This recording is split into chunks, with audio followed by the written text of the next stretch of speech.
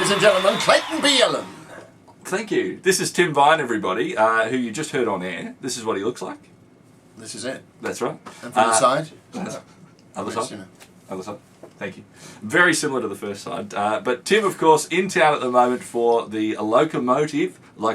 It's the Joke-amotive. Joke-amotive. The Loco-joke-ive. The Loco-joke-ive. That's very good, yeah. Thank you. Actually, on the board outside the town hall, they wrote the Joke-amotive. And I thought, oh, come on. Come on. Joke-amotive. That's right. Didn't you see the picture of the train? Plane. That's it. He's in the supper room, because I got it wrong on air. And how can people get tickets, by the way? Well, the traditional way. It's got a box office. Have you heard of this? I have, actually. Right, yeah. An office in a box? No, it's the other way around. It's an office full of boxes. Oh, right, thank you.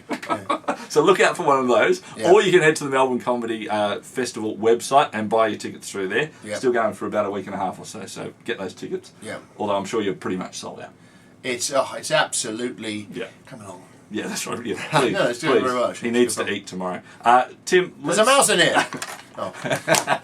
Tim, you said you'd give us your most jokes you can in 30 seconds. Right. Reckoned about 8 or 9, something like that.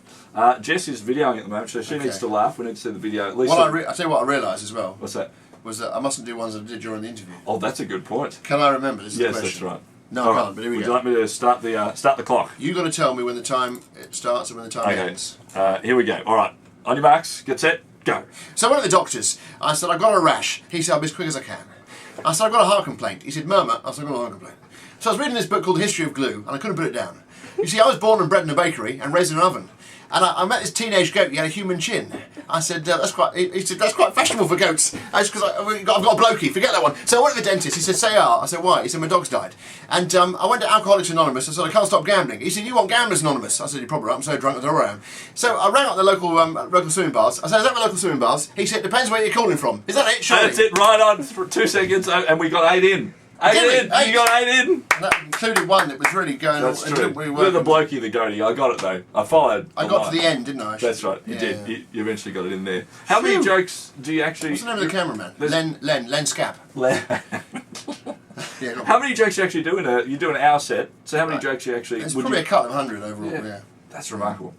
And you sort of said, we touched on a little bit this as well during the interview, but you said that most of those you're all planned out, but you also talked about the fact that, hey, some might not work here or there. Do you just throw them out and don't replace the joke, or do you try and throw another one in there? No, well, yesterday it all works. So by and large, if it doesn't work, I drop it. There's no point having jokes that don't work. Yeah. How did you not like radio. No, that's right. Where you can't hear the audience, unfortunately, here, isn't it? So you don't know, do you? That's right. We'll put a laugh track on or something like that. Yeah. How do you actually test a joke for the first time? Before you bring it to a show like this, do you go down to your local comedy club? And Basically, I write all this stuff, and then I go to a place every Monday, and for about 14 weeks of this, every Monday I do a different 15-20 minutes. And I'd read it off postcards like this. So this bloke goes into a pub, and then when I go off, I put ticks and crosses on. It's mainly crosses. Yeah. And then I accumulate all the tick stuff until I've got all this tick stuff, and then I go and book a room somewhere, a little art centre or theatre, and I do the whole show myself, and it'd be like 2.5 hours. Yeah.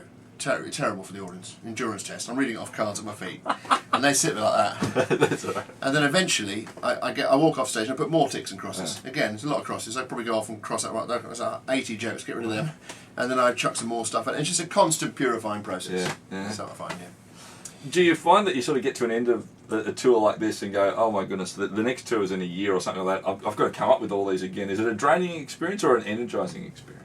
It's energising at this point, and it's energising when I've got the thing written and I'm doing it and da-da-da. But you're absolutely right. To be completely honest, I can't see myself writing another show. Yeah. I think this could be it. It's over. Well, exclusive until next year, right? When you... Well, it won't be next year because I'd have to write it this year to do next year. Oh, right. No. So I don't think I'll be at Melbourne next year, I think, probably. Which is a shame. 2 years in a row. But I just won't have a show. Unless I. Do you ever think of bringing the same show back? Saying it to, call it the same show? Then people... I'll call it something different, maybe. Just change the first 15 minutes.